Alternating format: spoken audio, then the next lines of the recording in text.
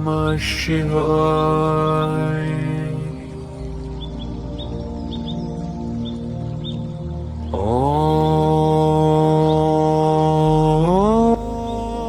दोस्तों, क्या आपने कभी ऐसे शिव धाम की कल्पना की है जहां एक तरफ घने सह्याद्री के जंगल हों, चारों तरफ बादलों से ढके पहाड़ हों, बारिश की बूंदों के बीच मंदिर की घंटियां गूंजती हों और इन्हीं पहाड़ियों के बीच विराजमान हो स्वयं भगवान शिव। महाराष्ट्र की इन्हीं पवित्र पहाड़ियों में स्थित है श्री भीमाशंकर ज्योतिर्लिंग। भारत के 12 पवित्र ज्योतिर्लिंगों में शामिल ये धाम केवल भगवान शिव की आराधना का केंद्र ही नहीं है, बल्कि ये स्थान पौराणिक कथा, प्राचीन वास्तुकला, घने जंगल, झरनों और अद्भुत प्राकृतिक सौंदर्य का संगम है। लेकिन भीमाशंकर को लेकर एक सबसे बड़ा सवाल है, आखिर भगवान शिव यहाँ भीमाशंकर ज्योतिर्लिंग के रूप में कैसे प्रकट हुए? कौन था वह शक्तिशाली राक्षस जिसने देवताओं और ऋषियों तक का जीवन संकट में डाल दिया था? भगवान शिव और उस राक्षस के बीच ऐसा कौन सा युद्ध हुआ जिसने इस पूरे क्षेत्र को पवित्र बना दिया? क्या सचमुच भीमाशंकर से एक पवित्र नदी की उत्पत्ति की कथा जुड़ी हुई है? सावन के महीने में यहाँ दर्शन करने का इतना विशेष महत्व क्यों माना जाता है? दोस्तों, अगर आप भी भीमाशंकर जाने की योजना बना रहे हैं तो मंदिर के दर्शन, पूजा, प्रसाद, यात्रा और महत्वपूर्ण नियमों के बारे में आपको क्या क्या पता होना चाहिए। आज की इस पूरी यात्रा में हम जानेंगे भीमाशंकर ज्योतिर्लिंग की पूरी कहानी, उनका इतिहास, उनकी पौराणिक मान्यताएं, मंदिर की अद्भुत वास्तुकला, सावन का महत्व और यात्रा से जुड़ी बेहद जरूरी जानकारी। तो वीडियो को अंत तक जरूर देखिए, क्योंकि अंत में हम बात करेंगे उन खास स्थानों की जिन्हें भीमाशंकर यात्रा के दौरान आप बिल्कुल मिस नहीं करना चाहेंगे। और अगर आप भी भगवान शिव के भक्त हैं तो कमेंट में लिखिए हर हर महादेव। तो दोस्तों, महाराष्ट्र के पुणे जिले में सह्याद्री क्षेत्र में स्थित भीमाशंकर एक ऐसा तीर्थ है जहां आध्यात्मिकता और प्रकृति एक दूसरे से मिलती हुई दिखाई देती हैं। मंदिर का वातावरण शहरों की भीड़ से बिल्कुल अलग महसूस होता है। चारों तरफ घने पहाड़, घना जंगल, बारिश के मौसम में बहते झरने और सुबह सुबह मंदिर की घंटियों के साथ गूंजता ओम नमः शिवाय। महाराष्ट्र पर्यटन के अनुसार भीमाशंकर मंदिर सह्याद्री की पहाड़ियों में स्थित 12 ज्योतिर्लिंगों में से एक महत्वपूर्ण शिव धाम है। और यही कारण है कि यहाँ केवल श्रद्धालु ही नहीं, बल्कि प्रकृति प्रेमी और ट्रैकिंग करने वाले लोग भी बड़ी संख्या में आते हैं। दोस्तों, भीमाशंकर नाम अपने आप में एक कहानी कहता है। हिंदू धार्मिक परंपराओं में इस स्थान को भीमासुर से जुड़ी कथा के कारण भीमाशंकर कहा जाता है। कथा के अनुसार भीमासुर अत्यंत शक्तिशाली राक्षस था। वह अपनी शक्ति के अहंकार में इतना डूब गया कि उसने ऋषियों, देवताओं और सामान्य लोगों को परेशान करना शुरू कर दिया। उसके अत्याचार बढ़ते गए और जब कोई रास्ता नहीं बचा तब देवताओं और ऋषियों ने भगवान शिव की शरण ली। उनकी पुकार भगवान शिव तक पहुंची और फिर शुरू होती है अधर्म और धर्म के बीच की ऐसी दिव्य लड़ाई, जिसके परिणाम स्वरूप ये ज्योतिर्लिंग सामने आया। तो दोस्तों, मैं भीमासुर की कथा आपको सुनाता हूँ। धार्मिक कथा के अनुसार भीमासुर ने कठोर तपस्या करके भगवान ब्रह्मा को प्रसन्न किया।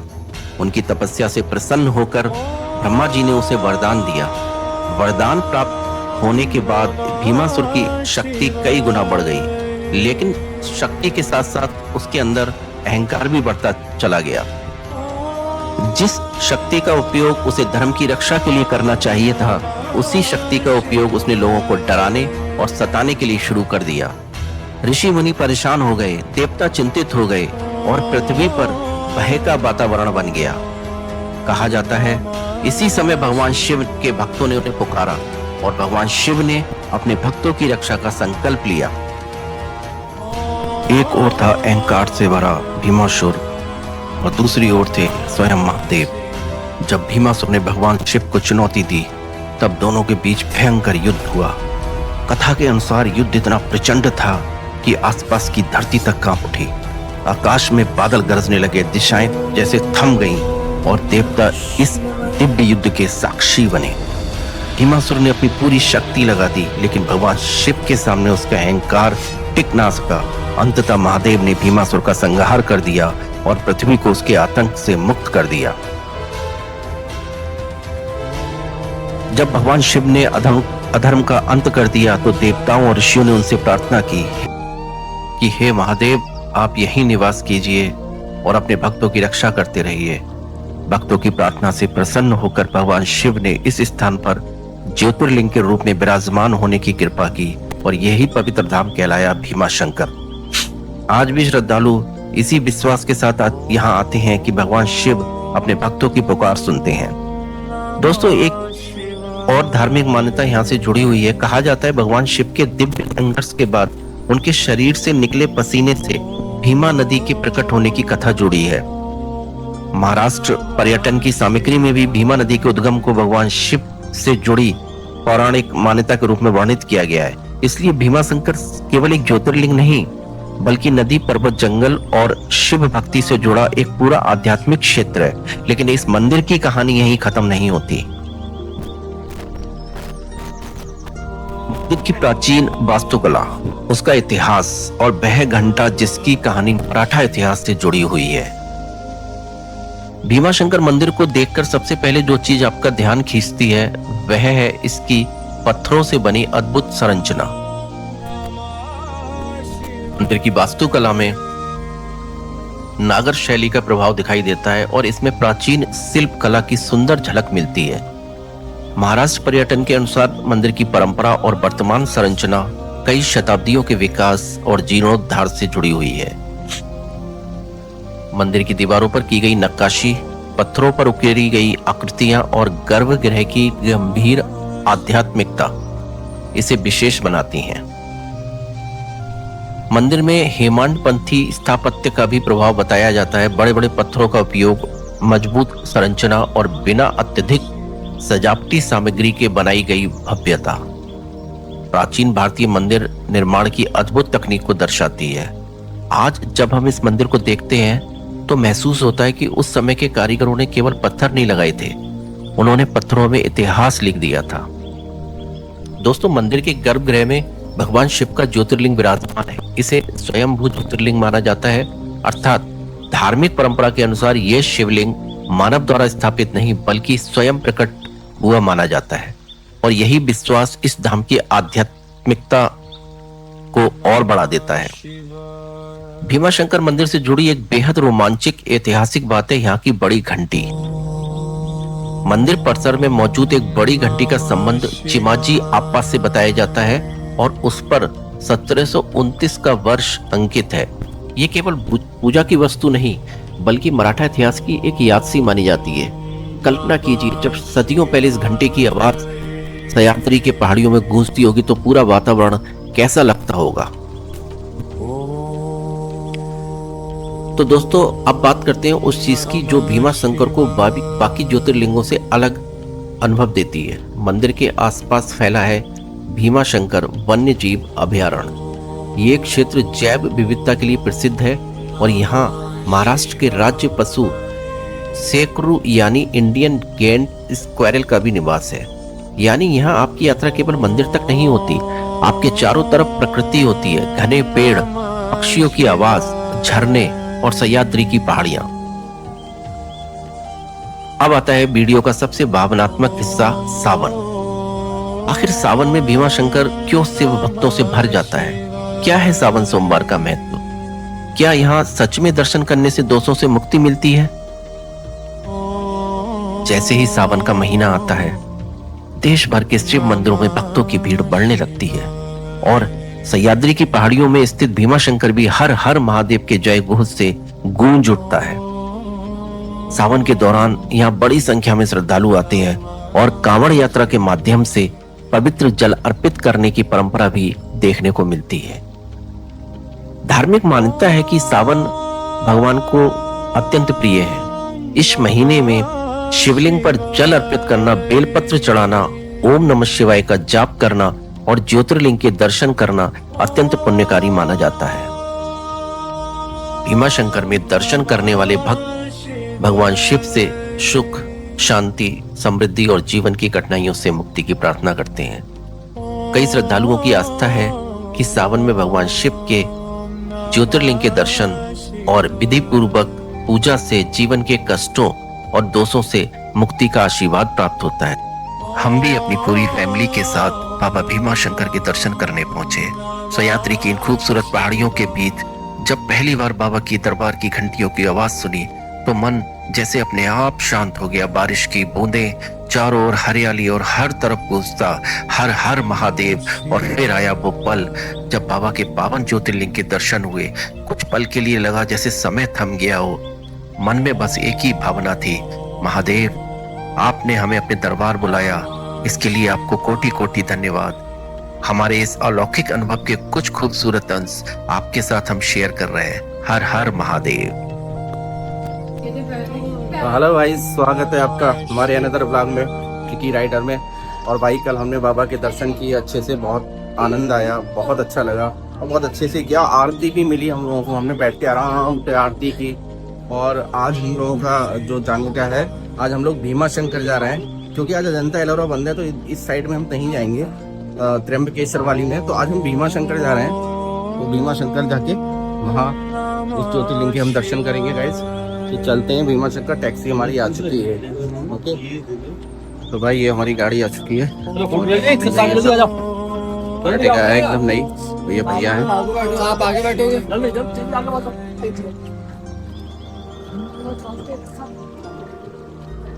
ये गाड़ी जा रही है हमारी भाई।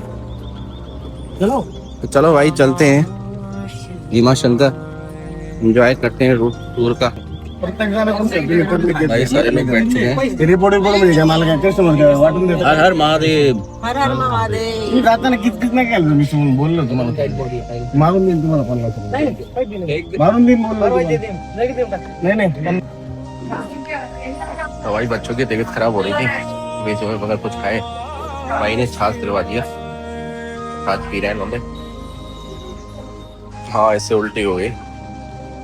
तो नींद पूरी नहीं है ना इन लोगों की, नींद पूरी नहीं है ना पूरी तरीके से, जल्दी जल्दी उठा दिया सबको, उस वजह से प्रॉब्लम हो गई। हम लोगों का एक दिन एक्स्ट्रा था, आज सोना चाहिए पड़ गया सबको। ये इनने करी है सब, पिताजी ने। वही तो कह रहा था कि कार जोड़ के जाएंगे।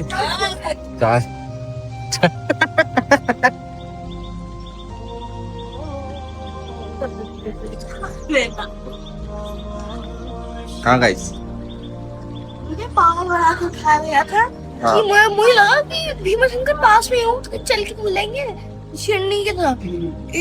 200 किलोमीटर दूर गाड़ी से जा रहे हैं। गिर जाएगा जी। लास्ट मोड़ो मत, हम लोग भी चलेंगे। हमारे मम्मी मोड़ो मत इसे पियो। हाँ 200 किलोमीटर आप बैठ जाओगे। 200 किलोमीटर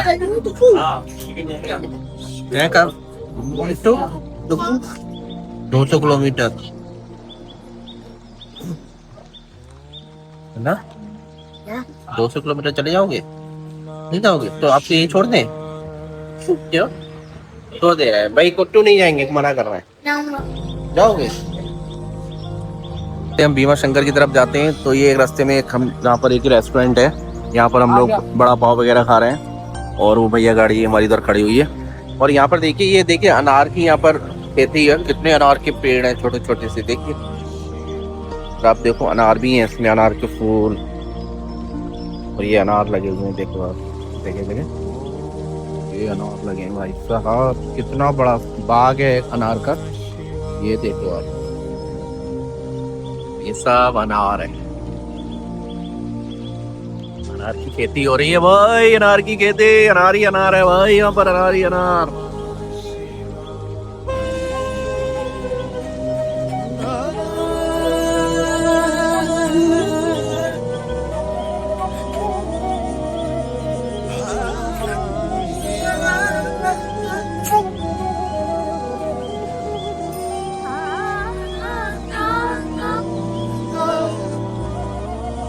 तो भाई मंदिर तक पहुंचने के लिए ये सीढ़ियों का उपयोग किया जाता है। ये लगभग 200 सीढ़ियां यहाँ से हैं मंदिर तक की। यहाँ हमारे बाबा भीमा शंकर महादेव स्थित हैं। हर हर महादेव। तो भाई मैं बता रहा था कि यहाँ के बारे में कई कहानियाँ प्रचलित हैं। एक शिव पुराण के अनुसार एक कहानी है यहाँ पर कि रावण का एक पुत्र था भीम। तो जब उसे पता चला कि भगवान विष्णु के अवतार श्री राम ने मेरे पिताजी का वध किया है, तो उसने ब्रह्मा जी का तप किया और उन्हें प्रसन्न कर लिया और उनसे वरदान लिया। वो बहुत शक्तिशाली हो गया, उसने देवताओं पर विजय प्राप्त की। और एक राजा सुदक्षिण हुआ करते थे, उसके साथ उसका भयंकर युद्ध हुआ। राजा सुदक्षिण जो थे वो शिव के भक्त थे। तो एक बार वो शिव की आराधना कर रहे थे, जेल में पड़े हुए उसकी बंदी बना लिया था। तो उसने पूछा ये कौन है? तो उसने कहा ये जगत के स्वामी हैं, ये भगवान शिव हैं। तो उसने शिव को मारने के लिए तलवार उठाई। तो जैसे ही तलवार उठाई तो वो शिव वहां प्रकट हुए और भीम का वध किया। तभी से इनका नाम भीमा शंकर पड़ गया। तो भाई यहाँ पर ये चप्पल वगैरह भी रखी जाती है। चप्पल स्टैंड है, ये चप्पल स्टैंड यहाँ पर है, बनाया गया है ये। तो गाइस हमने यहाँ से ये प्रसाद ले लिया है भैया, और ये प्रसाद हमने एक लिया है। इसमें भगवान शिव को चढ़ाने के लिए फूल है, नारियल है और जल है और ये प्रसाद है।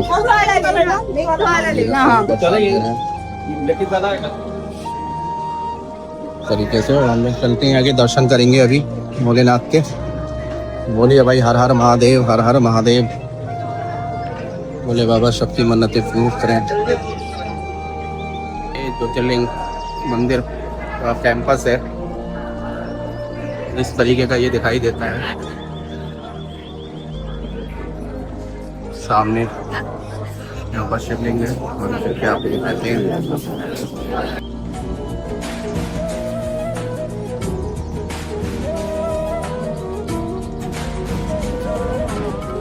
तो भाई ये जो टेंपल है ना, ये किसी शैली में बना हुआ है। इस तरीके से ये शैली है टेंपल की, इस तरीके से बना है। ये दीपक है, दीपक है, ये तो पूजा को देंगे। ये दीपक है, अच्छा छोटे छोटे दीपक है इन पे। ये सब दीपक अच्छा, तो जब जलाया जाता है वो कितनी सुंदर लगते होंगे ना। ये क्या कर रहा है? नंदी महाराज की, श्री काल की है।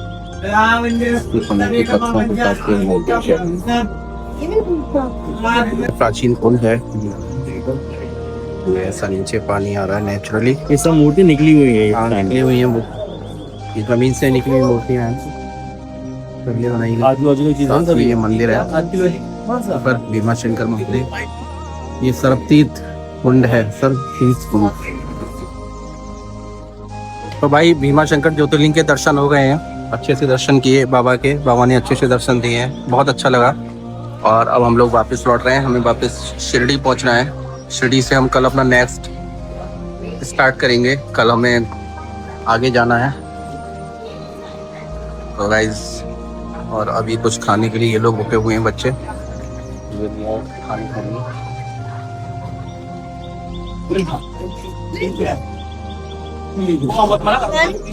बहुत खतरनाक वाली, इसमें बाइक बनी हुई है। Oh my God. दिखाने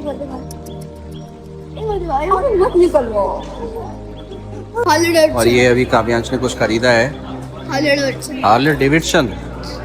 ओ भाई बैठ जाओ इसके इस पे बैठ के चले जाओ भाई।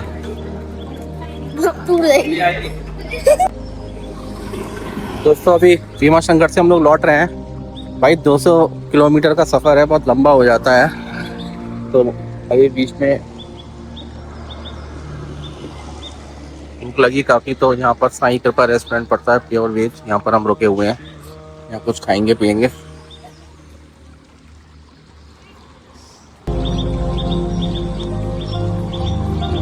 और भाई तो हम लोग भीमा शंकर से वापस लौट आए हैं सारे लोग।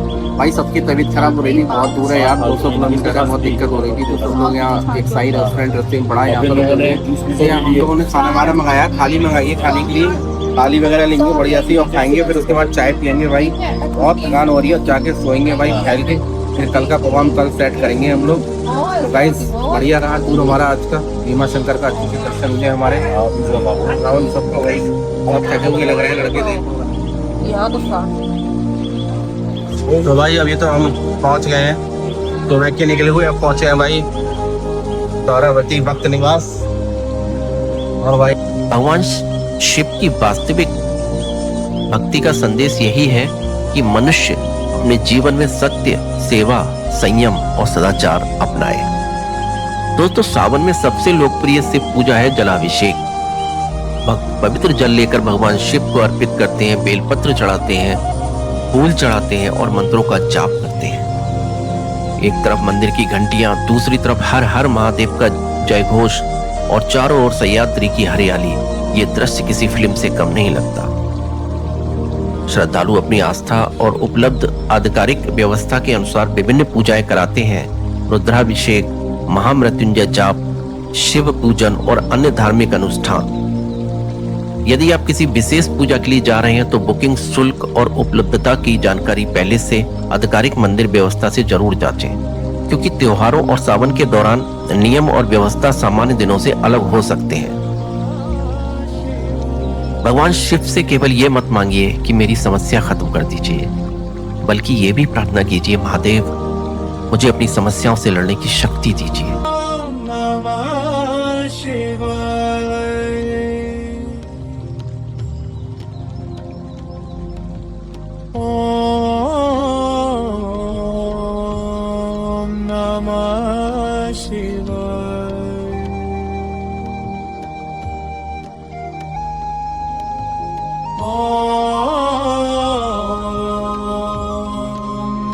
सावन, महाशिवरात्रि और विशेष पर्वों पर भीड़ बहुत ज्यादा हो सकती है। यात्रा की तैयारी पहले से करना समझदारी है।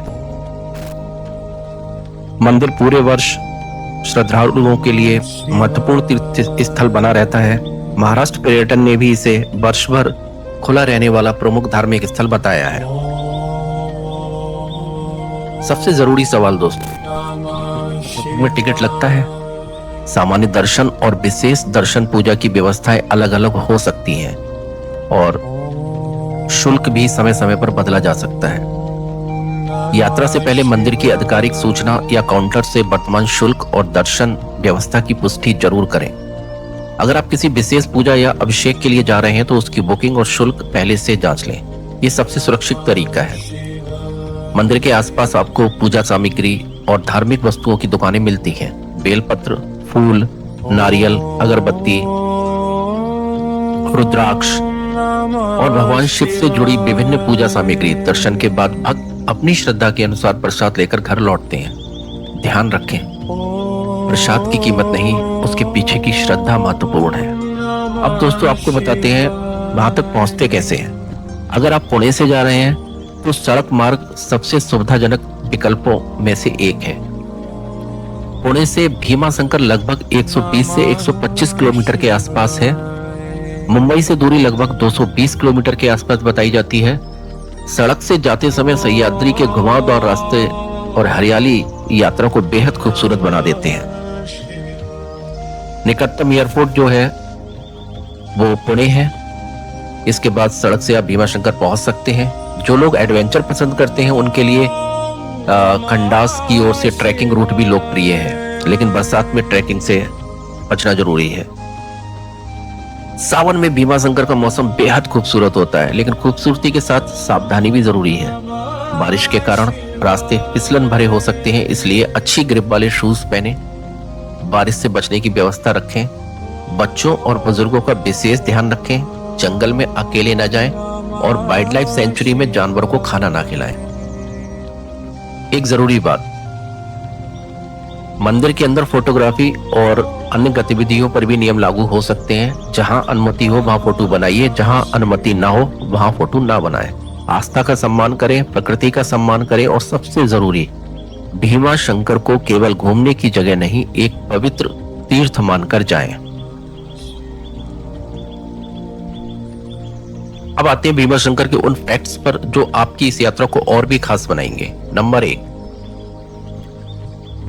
भीमाशंकर भगवान शिव के 12 ज्योतिर्लिंगों में से एक है। नंबर 2, ये मंदिर महाराष्ट्र के सह्याद्री क्षेत्र में स्थित है। नंबर 3, भीमाशंकर का संबंध धार्मिक परंपरा में भीमासुर और भगवान शिव की कथा से जोड़ा जाता है। नंबर 4, ये क्षेत्र केवल धार्मिक रूप से नहीं बल्कि जैव विविधता के लिए भी प्रसिद्ध है। नंबर 5, यहाँ सेकरू यानी इंडियन गेन स्क्वायरल पाया जाता है, जिसे महाराष्ट्र का राज्य पशु माना जाता है। नंबर 6, मंदिर की वास्तुकला में नागर शैली का प्रभाव दिखाई देता है।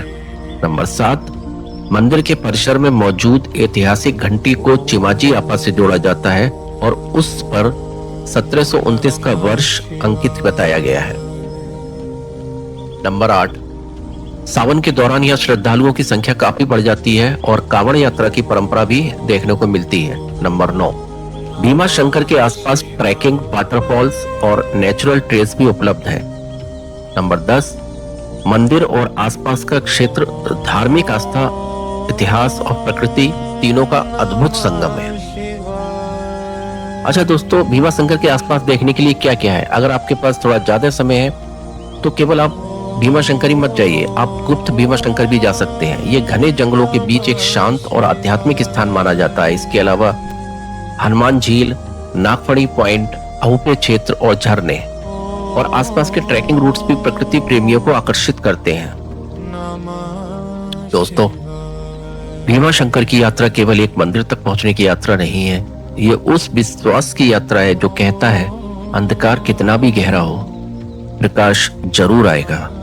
समस्या कितनी भी बड़ी हो, हिम्मत मत हारो और रास्ते कितने भी कठिन हो, महादेव पर विश्वास रखो। सावन में जब बारिश की बूंदें सह्याद्री की पहाड़ियों पर गिरती हैं, जब बादल मंदिर को अपने आगोश में ले लेते हैं, तब हजारों भक्त एक साथ बोलते हैं हर हर महादेव, तो लगता है जैसे पूरा वातावरण शिवमय हो गया हो। दोस्तों, अगर आपको भीमा शंकर ज्योतिर्लिंग की ये दिव्य यात्रा पसंद आई हो तो वीडियो को लाइक जरूर करें।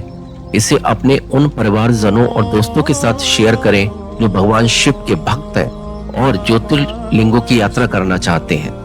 और अगर आप सनातन धर्म की पौराणिक कथाएं, ज्योतिर्लिंगों का इतिहास, प्राचीन मंदिर, ऐसी ही आध्यात्मिक यात्राओं पर वीडियो देखना चाहते हैं तो हमारे चैनल को सब्सक्राइब जरूर करें और कमेंट में लिखें हर हर महादेव। दोस्तों, अगर आपकी इच्छा है आप भी कभी भीमा शंकर ज्योतिर्लिंग के दर्शन करें तो कमेंट में लिखिए महादेव मुझे भी अपने दरबार बुलाना, क्योंकि कहते हैं मनुष्य मंदिर नहीं जाता, महादेव बुलाते हैं।